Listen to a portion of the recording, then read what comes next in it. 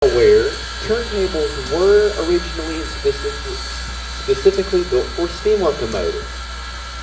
Now this is because steam locomotives had not been built to go backwards at high speeds or long distances. And this is mainly due to the locomotive tender. It can be challenging for the engineer up there in the cab to see very far behind the locomotive's tender. So they did indeed begin building turntables to solve this problem. Now this turntable that we have here was built in 1916 by the American Bridge and Iron Company in the town of Ambridge, Pennsylvania. After it was built there, it would be delivered to Macon, Georgia to serve operations for the Central Georgia Railway. It would later go on to Cedartown, Georgia to serve there as well for the Central Georgia Railway. Eventually, the table would come into the hands of TVRM, and it has been running here since the 1980s.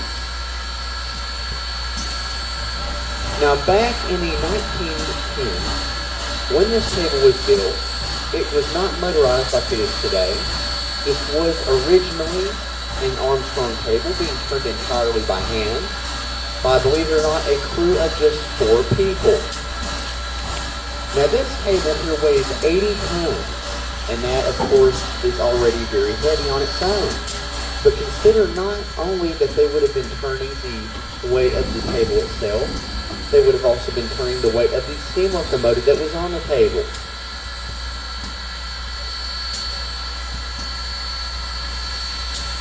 The steam locomotive 630 here weighs about 200 tons, I believe, approximately, I'm pretty sure.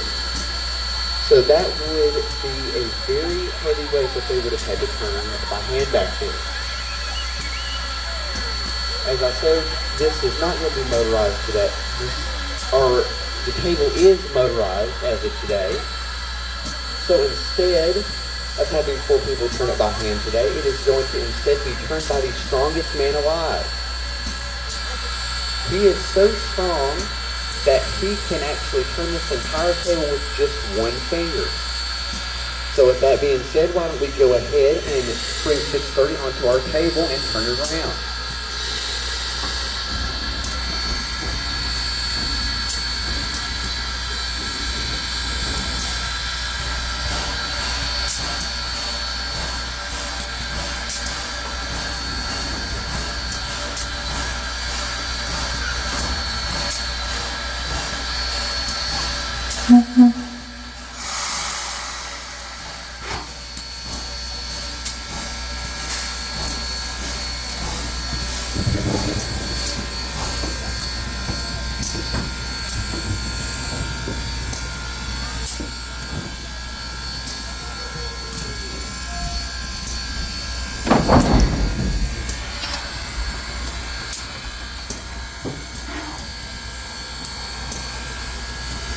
Ladies and gentlemen, steam locomotive 630 was built by ALCO, the American Locomotive Company, in 1904 for the Southern Railway, built as a K-Class 2AO consolidation.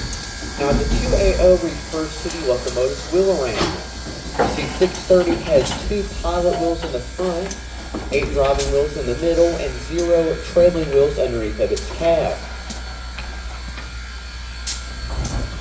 Now, 630 would operate for the Southern Railway for 48 years, primarily running on the Murphy branch for 48 years until its eventual retirement in the June of 1952.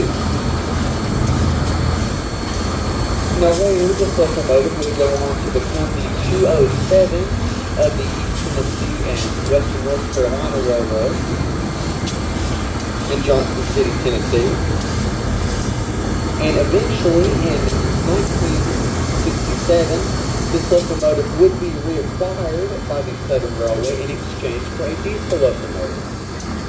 Now, the Southern Railway decided to take the 630 back in order to make it a part of their steam excursion program. 630 would remain in operation on the main line until 1978. Now, in that same year, the Tennessee Valley Railroad Museum would become the locomotive's custodian in a lease agreement with the Southern Railway.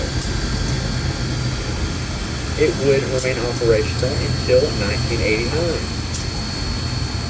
Now, eventually in 1999, Southern Railway's successor, Norfolk Southern, would donate 630 to TVRM, and the locomotive's restoration would begin in 2001. And after an entire decade of restoration work, 630 would make a triumphant return to service.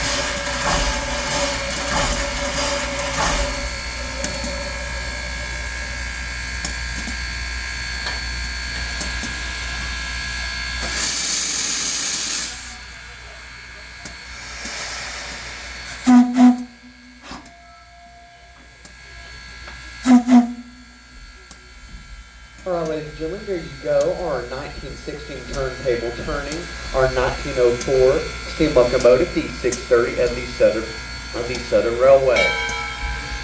Why don't we give a hand for the guys up there in the locomotive tab, as well as a hand for your conductors that turn the turntable. Now, if you folks would like to hear a bit more history or information from me, if you guys would just come with me and join me at the crossing, and I will take you guys to the back shop.